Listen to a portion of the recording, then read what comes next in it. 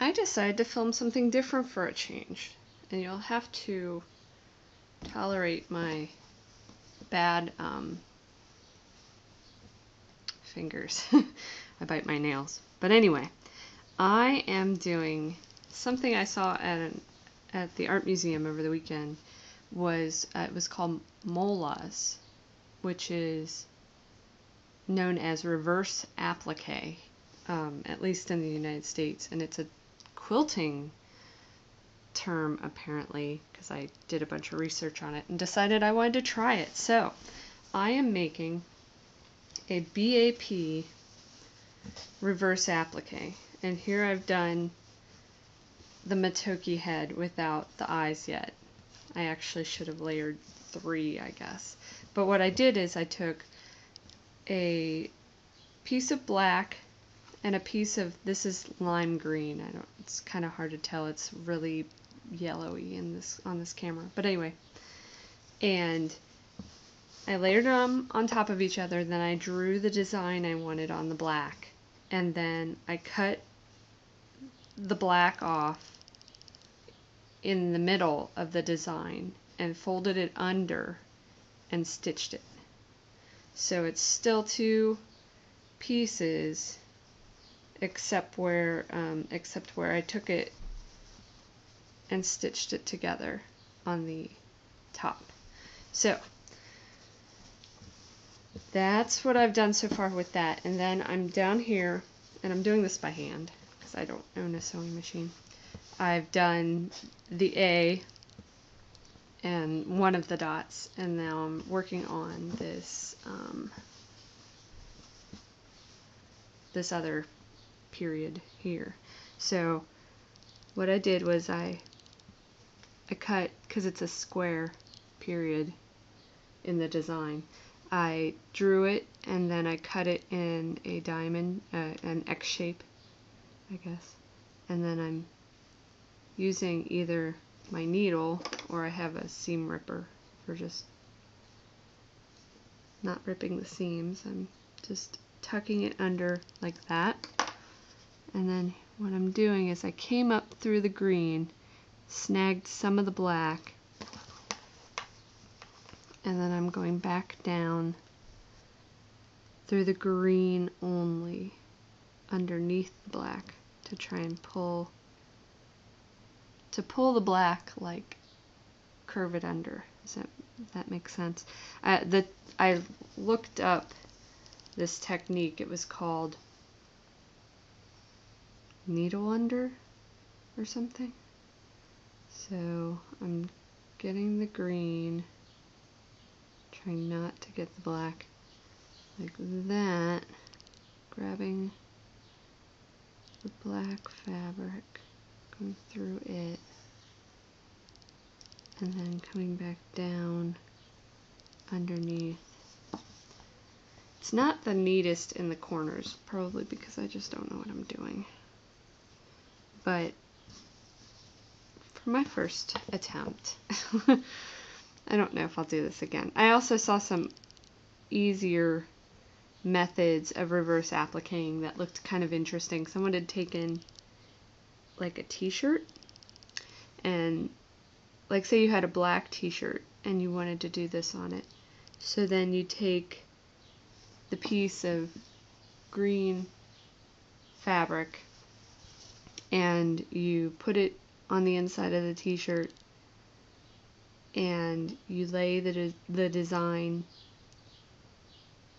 inside in reverse, and then you would take your sewing machine, if I had one, and you would stitch all the way around the design, and then you can turn it over and cut it out on the front and just leave it, because you know how like a t-shirt, if you cut it, it'll just kind of fray like a roll. They'll do like a roll fray, not even a fray, just like a roll.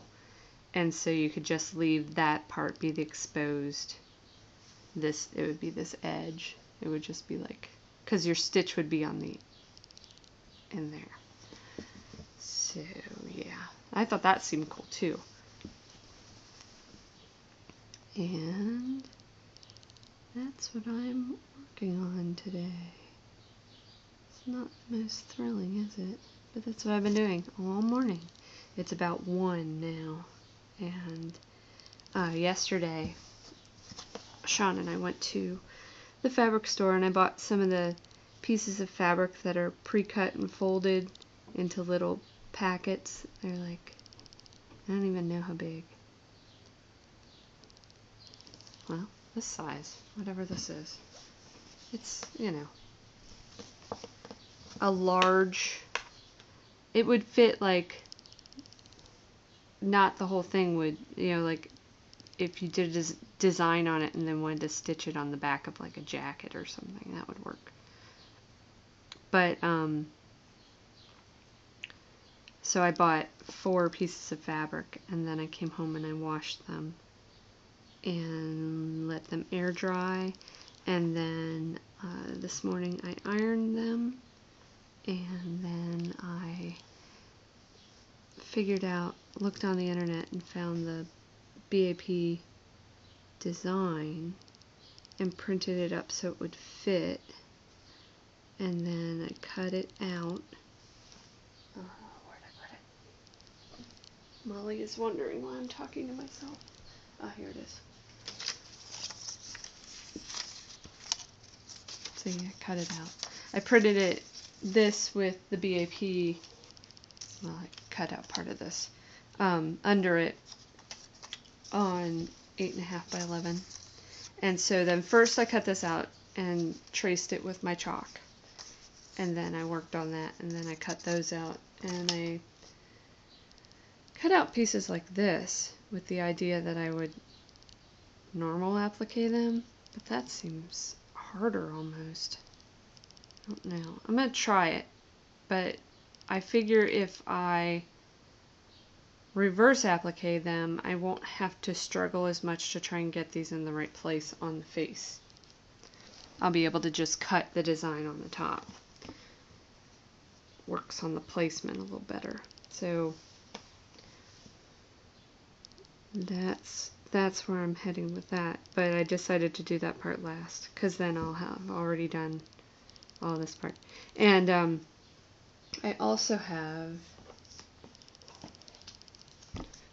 this part that goes under the Toki face, and it would just be the circles, but they're very tiny. My scissors aren't, the ones I have for paper, I don't want to use my fabric scissors. They're not sharp enough and they're rounded, so I have to find some better scissors or just wing it and hope for the best. But they're really small. I'm not sure I can do that. So I don't know what I'm going to do for that part. But this is not as enjoyable as doing like an embroidery or a cross stitch for me so far. I'm not a quilter, although I have made quilts before. I've also done appliques before, but it's been a really long time and I don't know that I do any of it correctly. If you ever follow if you follow kpopstitches.com or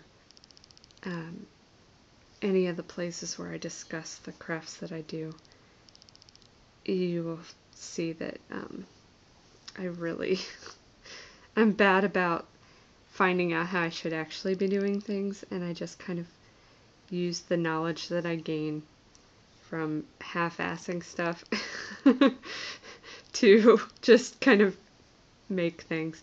But at the same time, I think that part of me says, why don't you just learn how to do this the right way? But part of me says, if I don't learn the way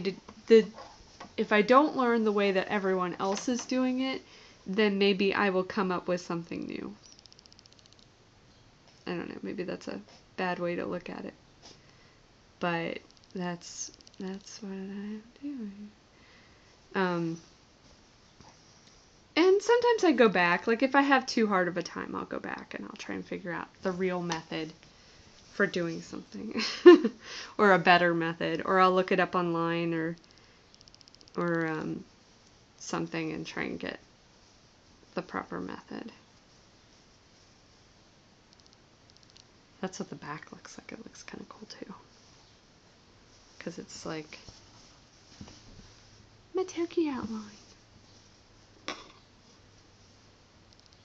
Okay, so I finished the A and 2 of the dots. So I'll do the B next. So here's this. See, I saved that part. So probably what I want to do, how do I want to do this?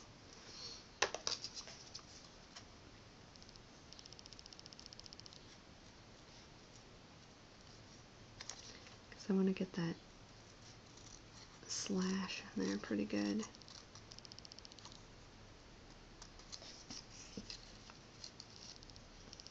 That period didn't turn out the best.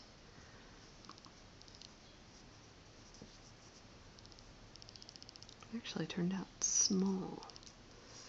Okay, so I'll put this down like this. Is it showing up? Yeah. Wasn't sure if I was even in the camera. Oh, that's gonna be hard. Such a weird angle. Okay, so that's one. Maybe I'll just do that first. Okay, so then once I've marked on my little thingy there, I come back and pull the black up to give it a snip.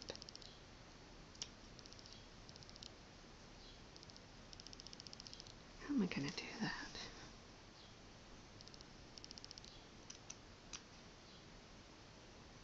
So with the corners, you just kind of do like a, kind of like that. And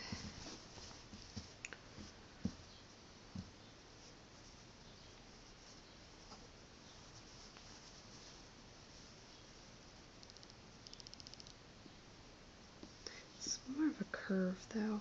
The curves are really hard. Like when I was doing the Matoki, you have to just like cut and cut and cut and cut.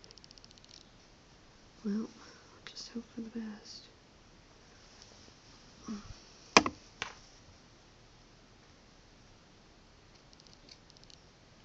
Won't you guys be lucky? You'll get to see me royally screw up this far into a project. Okay, I hope this works.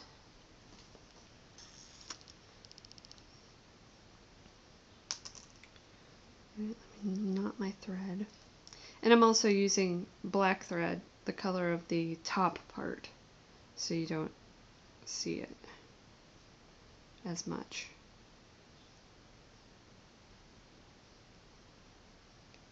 That's one of the things I need to look up how to do. If there's a better way of knotting your thread. My mother taught me when I was younger that you would just wrap it around your, you know, like wet your finger. Well, I'll show you. I just wet my finger and then I take it. I don't know if this is the only way to do it or not. And then you kind of roll it off your finger and pull it down into a knot, which may or may not turn out, well, it turned out really good. But usually it turns out really messy. I guess it decided to, the powers that be decided to not make me look like a complete idiot all the time. Okay, so I'm using my same setup that I use for when I do my video game playing, my DS playing. Okay. Starting the thread is a pain.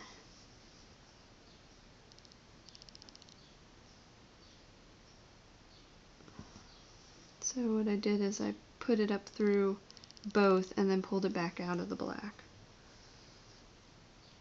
I don't know if that's the best method, but that's what I'm doing. Okay.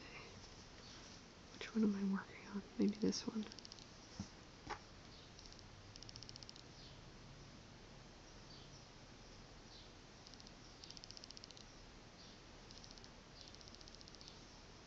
Oh, come on.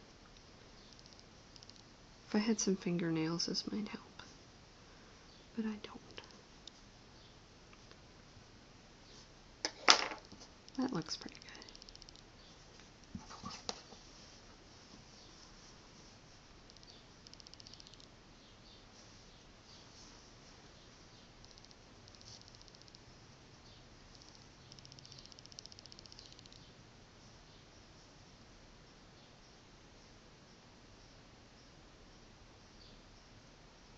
I've also had the song Radio Radio stuck in my head all morning, so I really should put some music on, but I'm like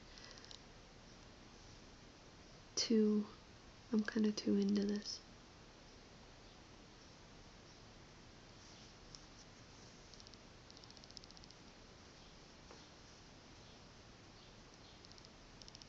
Because I'm afraid since I'm not enjoying it completely, like I was thinking about something else I wanted to work on instead, I'm afraid if I put it down, I'm not going to finish it. I'm usually pretty good about finishing stuff, even if it takes me a while to get back to it. There's been very few projects that I've never finished as an adult, because I realized that I was having issues with doing that, so I made an effort to not do that, and so I'm pretty good about finishing projects that I start like this. But yeah, I was thinking about a different project that I wanted to work on instead, so I was afraid if I stopped, I wouldn't finish it. And I'm pretty far along already.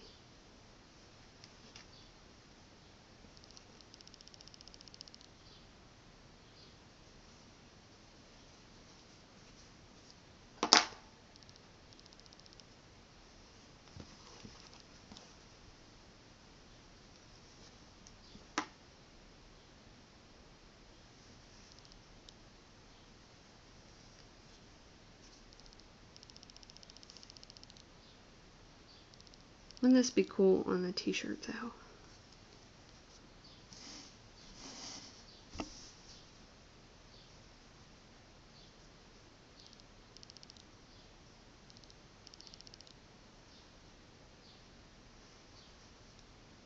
Molly was helping me earlier. She was sitting in my lap. But now she doesn't care. Oh god. Sorry. That's what happens when you have a weird frame thing above what you're working on.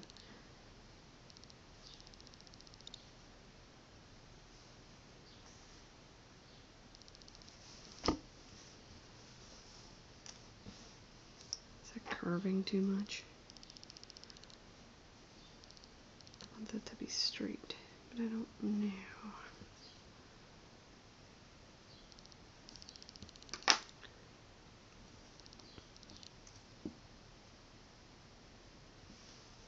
Doesn't really line up with the A either. Oh well. Get the idea. I'm gonna have to lint roller the hell out of this thing. It's got Molly hair all over it and in it. Like I'm sewing the Molly ears into it.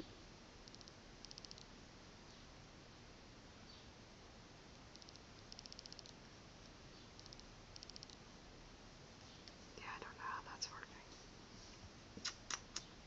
Should have done the other side. That wasn't.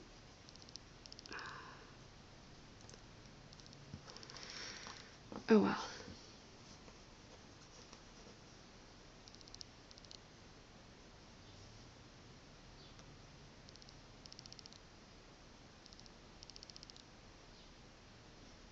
I kept stabbing my finger, the one that's underneath. And so I was like, oh, well, I'll put this.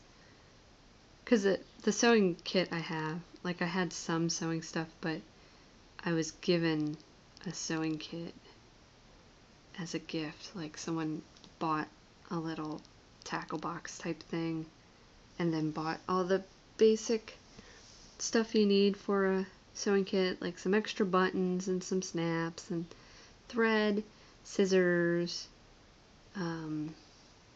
just various stuff like that. And then I had a few things from attempting to quilt at one point, which didn't last long. And they were in that box too. And a little thimble-y thing.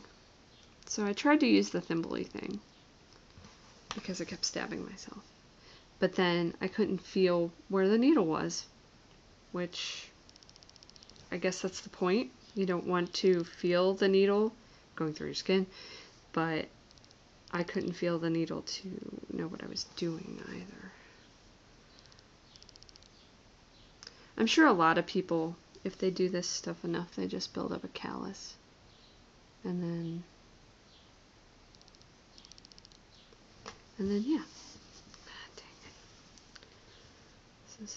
This is hard.